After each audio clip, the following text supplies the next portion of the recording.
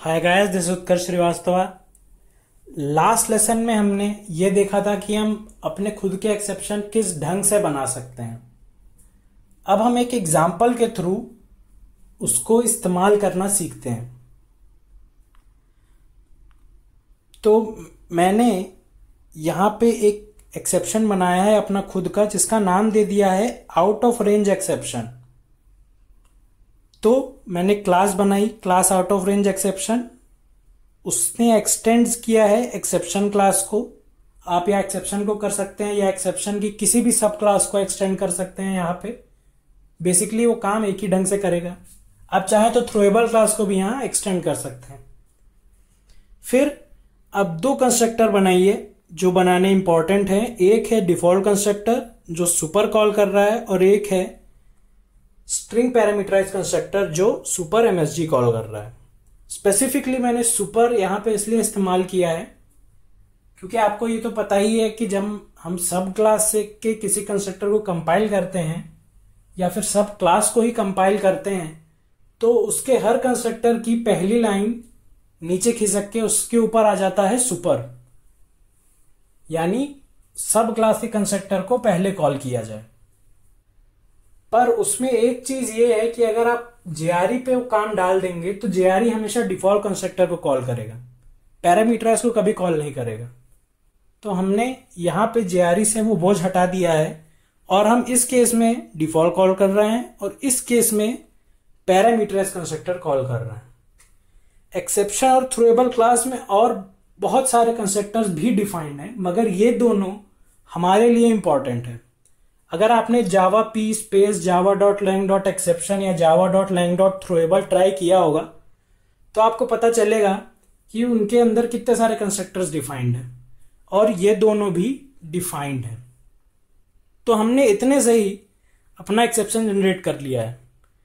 Out of range exception अब एक exception है क्योंकि ये एक्सेप्शन को एक्सटेंड कर रहा है और इसके अंदर जो कंस्ट्रक्टर्स हैं वो एक्सेप्शन क्लास के कंस्ट्रक्टर्स को कॉल कर रहे हैं और एक्सेप्शन क्लास के कंस्ट्रक्टर थ्रोएबल क्लास के कंस्ट्रक्टर को कॉल कर रहे हैं। अब हम अपनी बनाई हुई एक्सेप्शन क्लास का इस्तेमाल करते हैं। मैंने एक क्लास बनाई, क्लास स्क्वायर फाइंडर।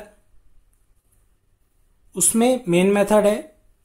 ट्राई के अंदर मैंने कोड लिखा है int a equals integer dot parse int ARR0, यानी मैं कमांड लाइन में एक आर्ग्यूमेंट ले रहा हूं और उसे ए में डाल दे रहा हूं।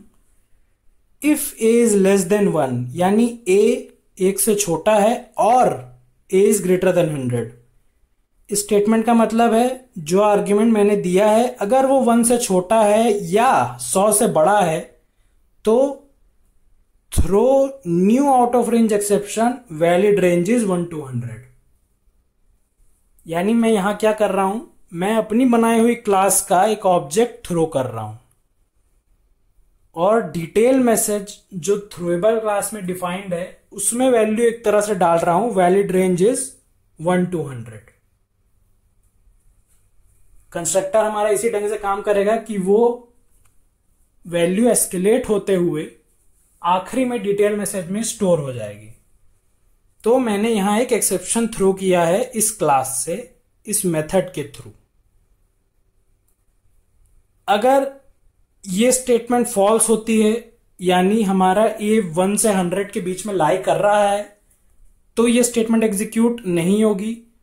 कंट्रोल यहां पे आएगा int s equals to a into a, यानी एस का ए का स्क्वायर एस में स्टोर हो गया और फिर मैंने उस वैल्यू को प्रिंट कर दिया। मैंने यहां से एक्सेप्शन थ्रो किया है तो उसे कैच करना पड़ेगा।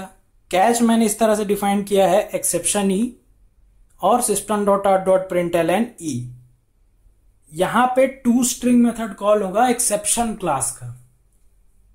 थ्रोएबल क्लास में टू स्ट्रिंग मेथड रीडिफाइन किया गया है और अगर हम एक्सेप्शन क्लास जो कि थ्रोएबल क्लास को एक्सटेंड करती है, यहां पे अगर हम लिखते हैं system dot out dot println e तो वो थ्रोएबल क्लास का टू स्ट्रिंग मेथड कॉल कर देगा ई पे।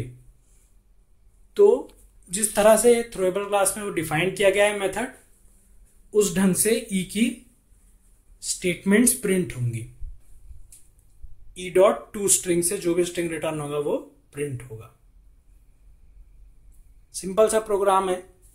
यहां पे मैं ऑब्जेक्ट जनरेट कर रहा हूं खुद से उस क्लास का जिसका मैंने एक्सेप्शन जो मैंने यहाँ पे डिफाइन की है, जो एक्सेप्शन क्लास को एक्सटेंड कर रही है। यानी अब ये एक एक्सेप्शन क्लास हो गई क्योंकि इसका रेफरेंस वेरिएबल इसका ऑब्जेक्ट स्टोर कर सकता है।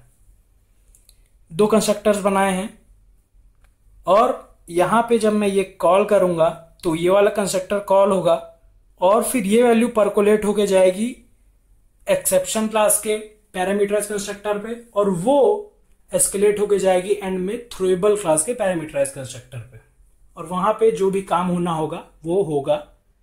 वो हमें नहीं पता वो किस ढंग से काम करता है, मगर जेआरई उसका काम ले लेगा। तो जब हम इस प्रोग्राम को एग्जीक्यूट करेंगे, पहले कंपाइल करेंगे और फिर अगर लिखते हैं जावा स्क्वायर फाइंडर 200, तो आउटपुट आता है out of range exception colon valid range is 1 to 100। ऐसा क्यों है? क्योंकि जैसा मैंने आपको बताया था, टू स्ट्रिंग मेथड जिस तरह से डिफाइंड है वो रिटर्न करता है get class dot get name colon detail message.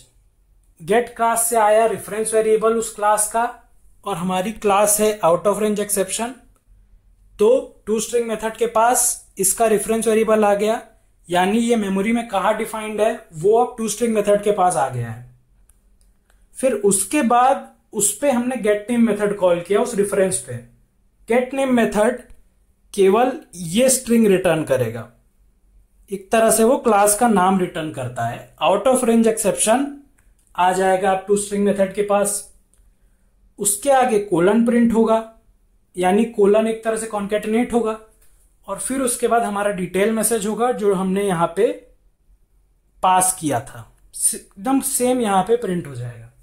यानी इससे पता चलता है कि वैल्यू किस तरह से एस्केलेट होके गई है और डिटेल मैसेज में स्टोर हो गई है।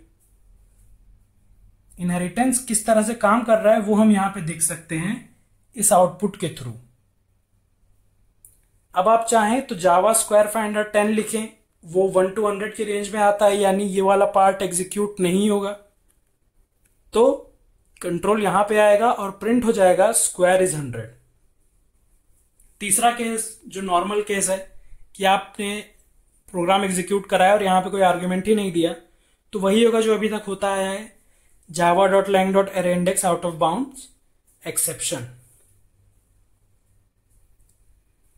तो इस तरह से समझ में आता है कि हम अपनी बनाई हुई एक्सेप्शन क्लास को इस्तेमाल कैसे करेंगे और कंस्ट्रक्टर किस तरह से चेंड होते हैं और थ्रूएबल क्लास का कंस्ट्रक्टर किस तरह से कॉल हो गया है इस स्टेटमेंट के एग्जीक्यूट होने के बाद।